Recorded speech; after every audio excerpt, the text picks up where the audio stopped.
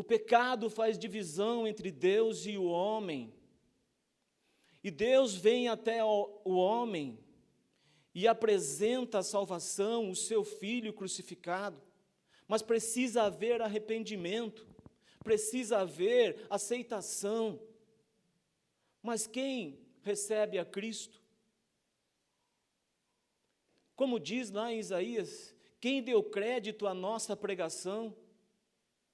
Quem nos revelou o braço forte do Senhor? Por isso, irmãos, mais uma vez digo que nós estarmos aqui essa noite, quando lá fora nos oferece tanta coisa boa, lá fora nos oferece tanta coisa, mas na verdade, nós que somos filhos de Deus, nós sabemos que não há nada melhor do que estarmos reunidos como igreja, em volta da palavra de Deus, glorificando o nome daquele que é santo. E sabemos que um dia estaremos com Ele. E isso nos impulsiona nessa caminhada. Porque os patriarcas, eles andavam pela fé. Não era por aquilo que eles viam, não. Porque a dificuldade era frequente. Mas eles esperavam aquilo que ainda haveria de ser revelado. E a palavra de Deus diz lá em Hebreus que foram homens que o mundo não foi digno da presença deles. Mas assim como em Romanos 3, em Romanos 5 diz, lá no capítulo 5, versículo 12, diz que, portanto, assim como por um só homem entrou o pecado no mundo e pelo pecado a morte, assim também a morte passou a todos os homens, porque todos pecaram. Não há como nós nos justificarmos, porque a palavra de Deus já diz, por um só homem entrou o pecado no mundo, através do pecado entrou a morte. Logo todos estão condenados à morte, porque todos pecaram. E aí é que nós vamos entender a misericórdia de Deus, porque se por um só homem entrou o pecado no mundo, também a salvação entrou por um só homem. E aí Ele nos incluiu na sua morte, nos incluiu na sua ressurreição. O escrito de dívida a nosso respeito foi cravado na cruz. Nenhuma condenação mais há. Mas acontece que agora nós estamos caminhando para Jerusalém celestial, porque agora nós somos celestiais. Nós já nos arrependemos para a salvação, mas agora nós precisamos nos arrepender todos os dias para a santificação, porque aquele que habita em nós é santo. E nós temos que tornar essa morada daquele que é santo digna dele. Não é o que eu penso, não é assim. É o que a palavra de Deus diz. Porque eu só vou fazer a vontade de Deus quando eu voltar para a palavra de Deus e não estar estabelecido nas minhas convicções. E quando eu volto para a palavra de Deus, eu vou ver que eu, na minha caminhada, estou equivocado em muitos pontos da minha vida. E é aí que o Espírito Santo me constrange e me convida ao arrependimento.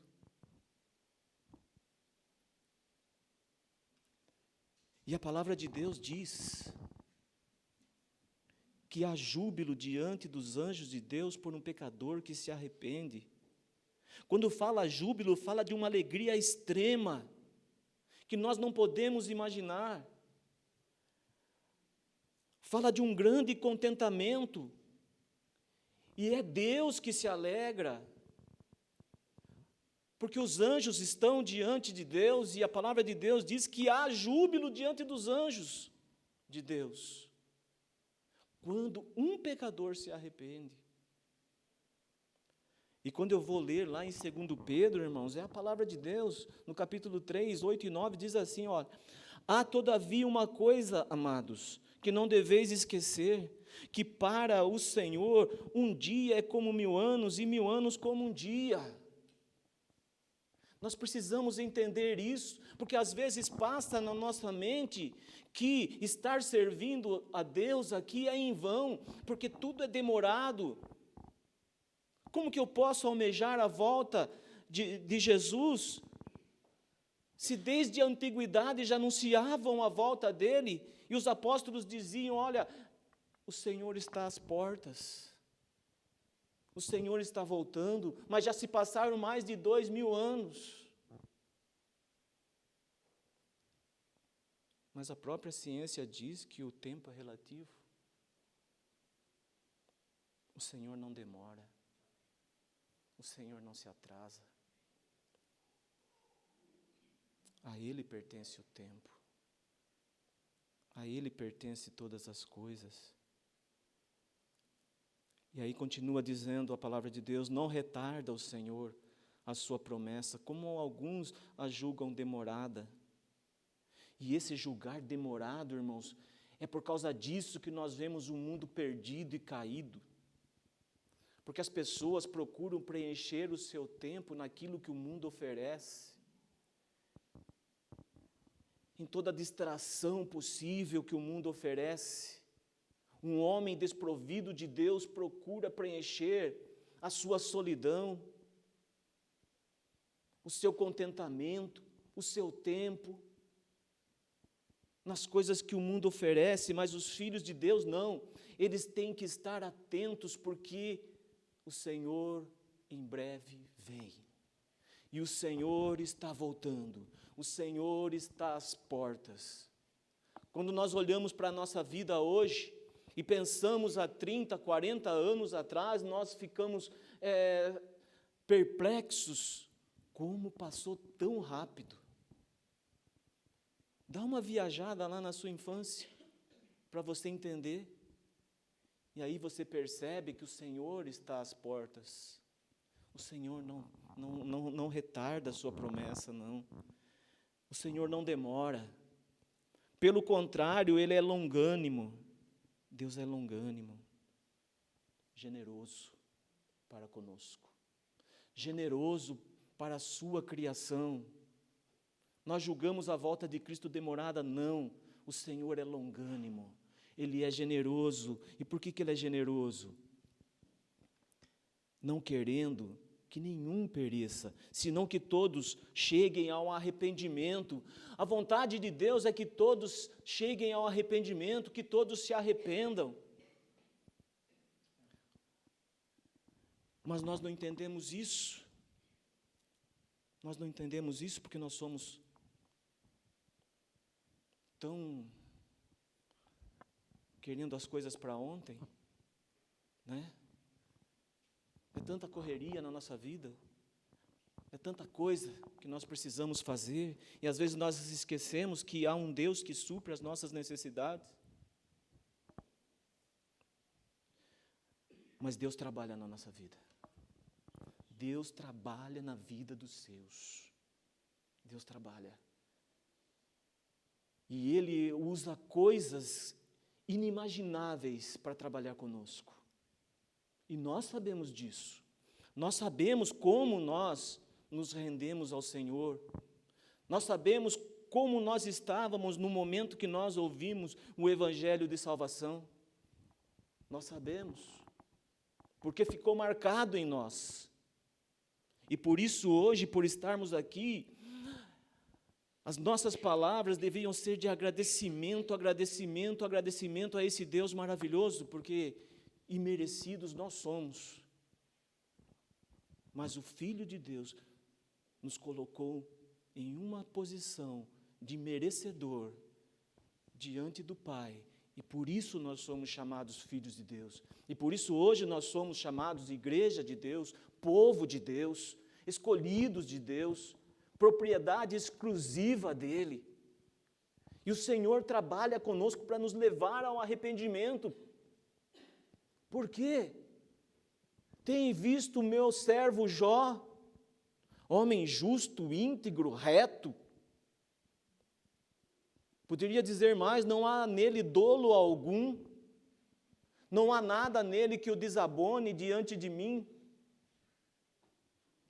E Deus usa aquele que tem se posicionado como inimigo das nossas almas, o próprio diabo, aquele que foi lançado fora, para trabalhar na vida de Jó, de todas as formas inimagináveis que nós ainda não sofremos, praticamente quase que nenhuma delas. Perdemos entes queridos, sim, mas sofrer como Jó sofreu, ainda não. Mas o Senhor faz isso para provar para nós hoje que Ele trabalha conosco, para que nós possamos voltar a Ele com corações arrependidos. E depois de tanto sofrer ainda, envia três homens ali, já idosos, experientes, para tratar com Jó. Mas não há nada nas palavras deles além de acusação.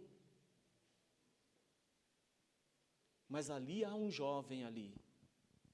Há um jovem ali que ele respeita toda a tradição. Ele não pode falar antes dos anciãos. Ele é jovem, ele é menos experiente. Ele não tem uma vivência igual aqueles que estão ali têm. Ele precisa esperar.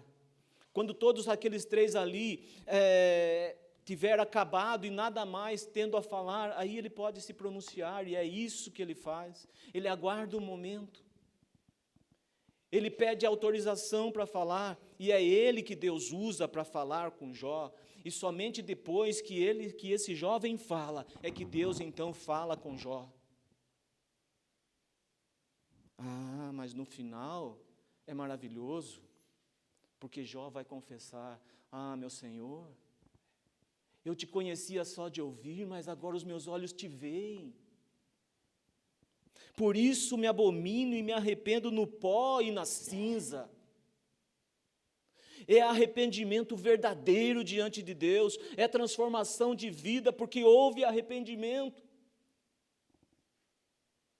Jó nunca mais foi a mesma pessoa.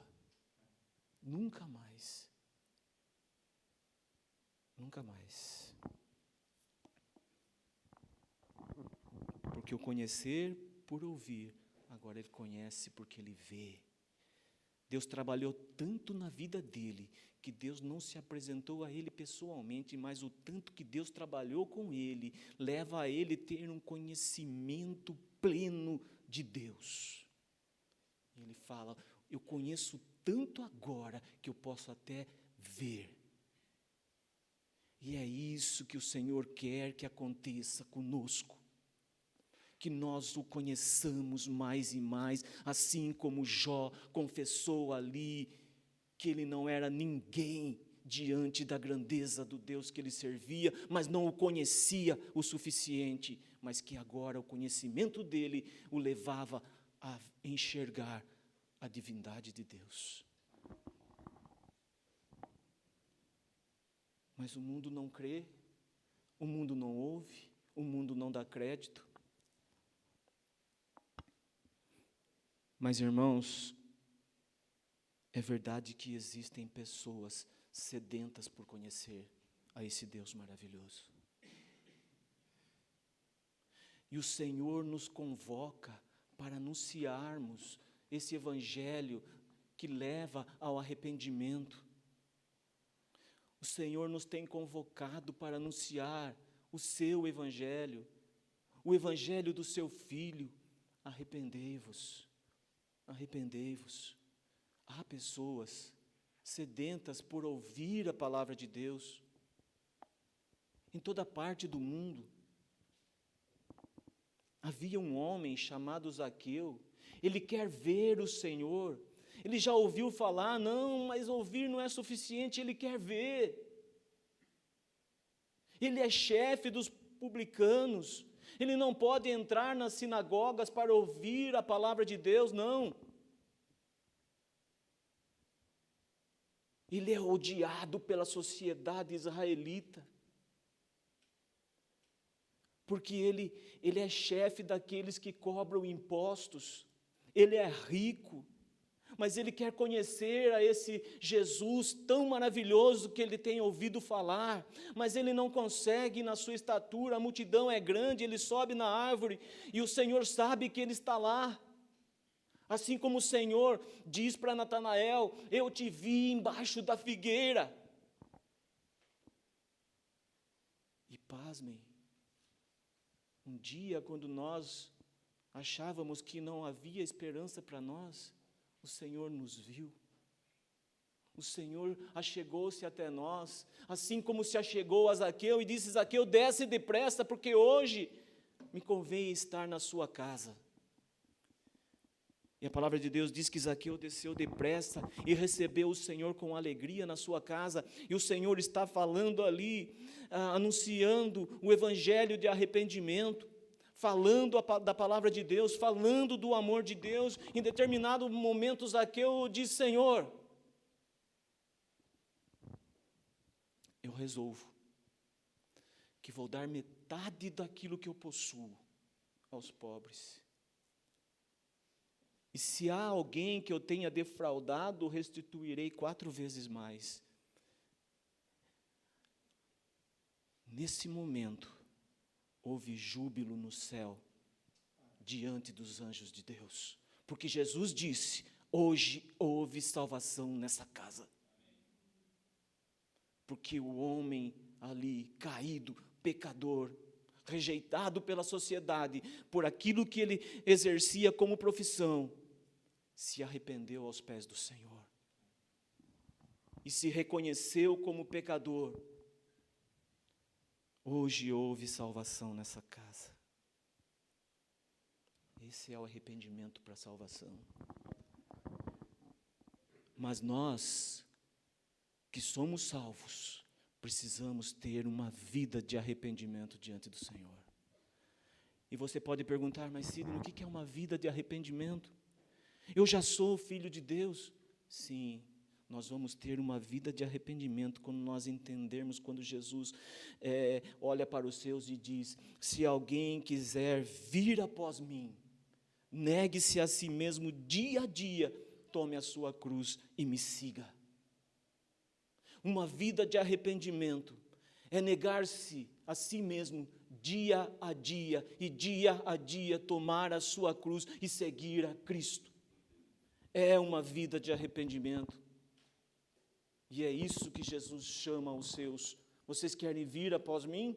Então vocês vão ter que negar a si mesmo. Vocês vão ter que tomar a sua cruz dia a dia, e aí sim vocês vão poder me seguir. Vida de arrependimento, seguir os passos do Mestre, seguir a Cristo, fazer a vontade do Pai.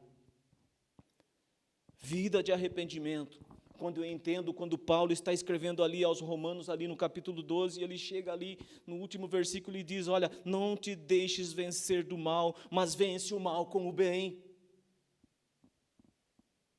Se o inimigo ferir a tua face, apresenta a ele a outra. Não profira palavras de maldição para o seu inimigo, mas acolhe o seu inimigo. Não foi assim que Eliseu fez? Quando ele está cercado ali por aquele exército, e Geazi sai desesperado de manhã e olha tudo aquilo ali. Eliseu ora ao Senhor e: Senhor, abra os olhos desse moço, para que ele veja o que está ao redor de nós, não o que está ao derredor, ao que está ao redor de nós. Era um exército de soldados, cavalos de fogo, carros de fogo ali. E o que Eliseu faz com os seus inimigos ali? Ele ora a Deus. E Deus fere aqueles soldados de cegueira.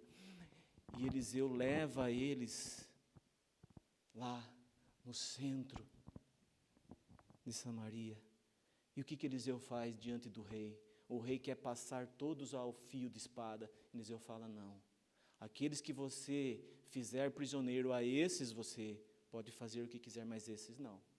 Esses são meus. Prepara para eles um banquete. Oh, meus irmãos, quando nós agimos de misericórdia com os nossos inimigos e proferimos palavras de bênção, palavras de vida, nós amontoamos brasas vivas na cabeça deles. Eles não vão conseguir dormir de incomodados. Como pode? Eu fiz mal a ele, mas ele me retribui com o bem. Essa é uma vida de arrependimento. Quando eu entendo, não te deixes vencer do mal, mas vence o mal com o bem. Nós precisamos fazer uma análise dentro de nós, porque nós queremos cobrar, quando o Senhor diz, abra a mão,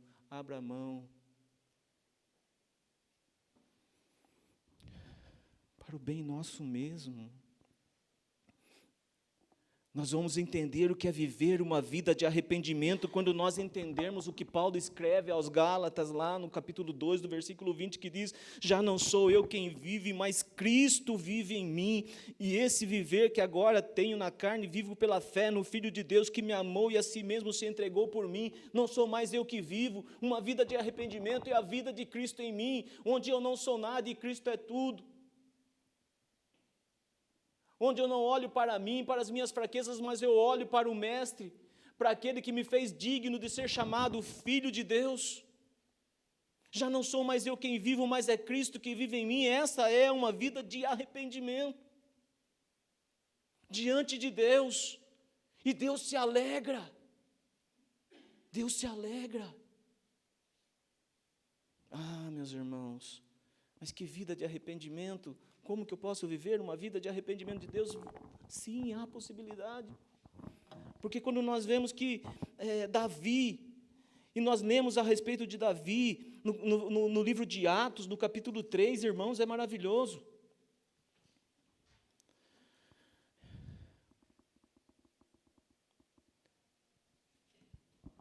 E a palavra de Deus, Atos 13, perdão, é muita informação, mas Deus é misericordioso. Atos 13, 16, Paulo está dando testemunho lá em Antioquia, e Paulo diz assim, olha, Paulo levantando-se, fazendo com a mão sinal de silêncio, disse, varões israelitas, e vós outros que também temeis a Deus, ouvi, o Deus deste povo de Israel escolheu nossos pais e exaltou o povo durante a sua peregrinação na terra do Egito, de onde os tirou com braço poderoso, e suportou-lhes os maus costumes por cerca de 40 anos no deserto, e havendo destruído 7 nações na terra de Canaã, deu-lhes essa terra por herança. Vencidos cerca de 450 anos, depois disso lhes deu juízes até o profeta Samuel. Então eles pediram o rei, e Deus lhes deparou Saul, filho de Quis, da tribo de Benjamim, e isto pelo espaço de 40 anos, e tendo tirado a este, levantou-lhes o rei Davi, do qual também, dando testemunho, disse, achei Davi, filho de Jessé, homem segundo o meu coração, que fará toda a minha vontade. Figura de Cristo. Mas Cristo não pecou, Davi sim. Mas Davi, ele é repreendido pelo profeta Natã duramente. Ele está lá com um pecado encoberto, e Deus precisa trabalhar com ele, envia Natã, e ele ouve Natã. No começo ele se revolta, nem pensando o que seria a respeito dele, mas no final, quando ele percebe que é ele o homem qual Natã falava, aquele homem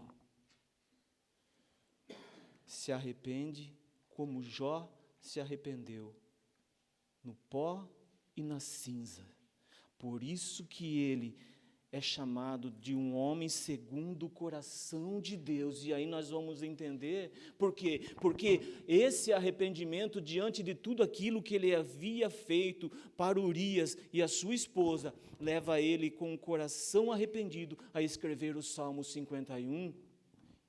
E o Salmo 51 diz assim, compadece-te de mim, ó Deus, segundo a tua benignidade, segundo a multidão das tuas misericórdias, apaga as minhas transgressões, lava-me completamente da minha iniquidade e purifica-me do meu pecado.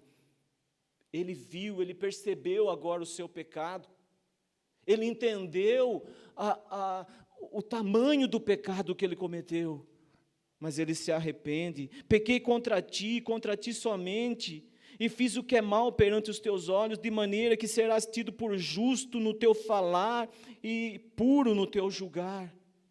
Deus é justo, Deus é puro no seu julgamento. Eu nasci na iniquidade, e aí vem a confissão.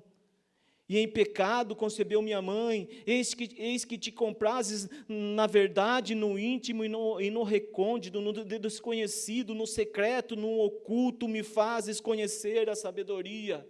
No secreto, no oculto, o Senhor me faz te conhecer. Naquilo que eu não entendo, o Senhor me faz te conhecer. E há um apelo: purifica-me com esopo e ficarei limpo, lava-me e ficarei mais alvo que a neve, faz-me ouvir júbilo e alegria, para que exultem os ossos que esmagaste. Esconde o rosto dos meus pecados e apaga todas as minhas iniquidades. Cria em mim, ó Deus, um coração puro e renova dentro de mim um espírito inabalável.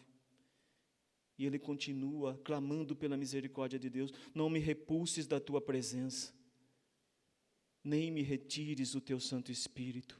Restitui-me a alegria da tua salvação e sustenta-me com um espírito voluntário. Um espírito voluntário.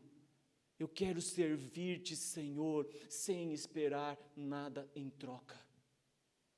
Eu quero servir-te, Senhor, sem esperar que o Senhor me beneficie com alguma coisa terrena e secular. Somente a tua presença para mim importa, Senhor. Então ensinarei aos transgressores os teus caminhos, e os pecadores se converterão a ti. Livra-me dos crimes de sangue, ó Deus, Deus da minha salvação, e a minha língua exaltará a tua justiça. Abre, Senhor, os meus lábios, e a minha boca manifestará os teus louvores, pois não te comprases. Isso que nós vimos lá em Oséias, lido pelo irmão: pois não te comprases em sacrifícios, do contrário eu te daria, Senhor, e não te agradas de holocaustos. Não, sacrifícios e holocausto para expiação do pecado, Deus não se agrada, porque há pecado. E Deus não se agrada com o pecado. Sacrifícios agradáveis a Deus são espírito quebrantado, coração compungido e contrito, não Deus desprezarás. Ó Deus, coração de arrependimento, espírito de arrependimento, o Senhor não despreza. O Senhor vem ao socorro daquele que se arrepende, o Senhor sustenta aquele que se arrepende, o Senhor estende as mãos àquele que se arrepende. Nós precisamos entender isso, irmãos. Sabe por quê, irmãos? Porque em Lucas 13 está escrito, Lucas 13, por que o Senhor nos convida ao arrependimento? Por que o Senhor constantemente, o Espírito Santo está tratando conosco? E quando eu achar que pecar contra Deus é normal, porque está tudo errado dentro de mim, porque o Filho de Deus, ele é constrangido pelo Espírito Santo de Deus, de que ele errou, de que ele precisa voltar a Deus, que ele precisa se arrepender, e quando nós não ouvirmos mais a voz do Espírito Santo, é porque algo grandemente errado está dentro de nós, e nós precisamos reaver as nossas atitudes, e porque o Senhor nos convida ao arrependimento constantemente, todos os dias, porque em Lucas 13, 1 está escrito assim: naquela mesma ocasião, chegando alguns, falavam a Jesus a respeito dos galileus, cujo sangue Pilatos misturara com o sacrifício que os mesmos realizavam. Jesus, porém, lhes disse: pensai que esses galileus eram mais pecadores do que todos os outros galileus, por terem padecido estas coisas? Não eram. Eu vou-lo afirmo: se porém não vos arrependerdes, todos igualmente perecereis. Ou cuidais que aqueles 18 sobre os quais desabou a torre de Siloé e os matou eram mais culpados que todos os outros habitantes de Jerusalém? Jesus está perguntando aos seus discípulos, e Jesus mesmo responde: não eram. Eu vou-lo afirmo, mas se não vos arrependerdes, todos igualmente perecereis. Ou seja, o juízo de Deus, ele é igual para todos. O juízo de Deus é igual para todos.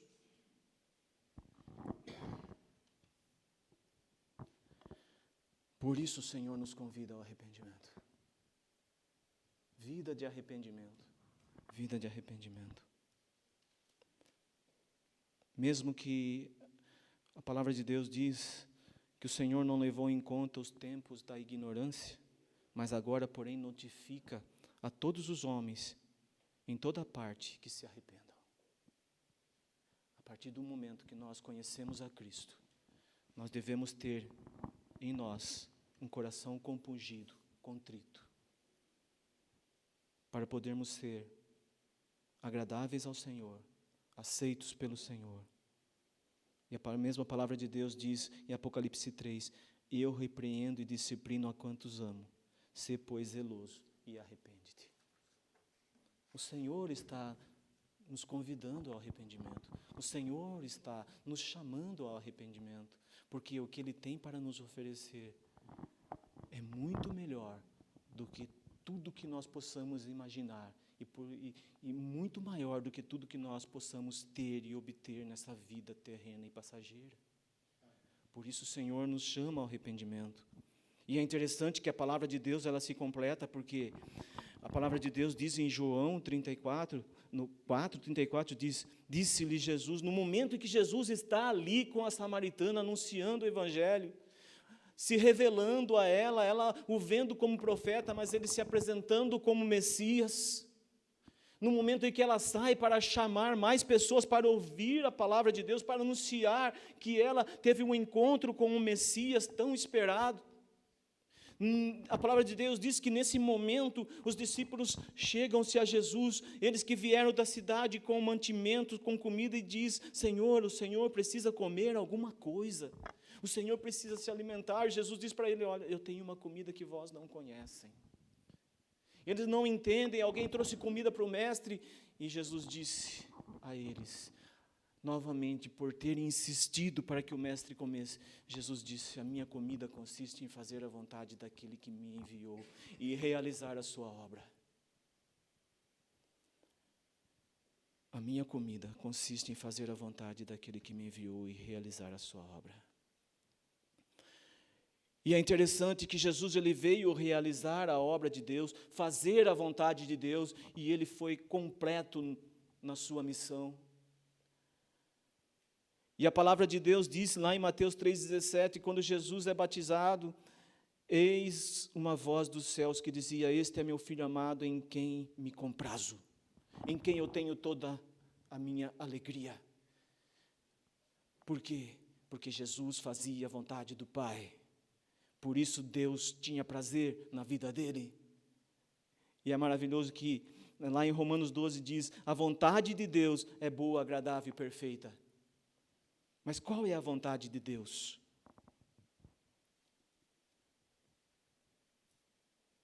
Que todos cheguem ao arrependimento.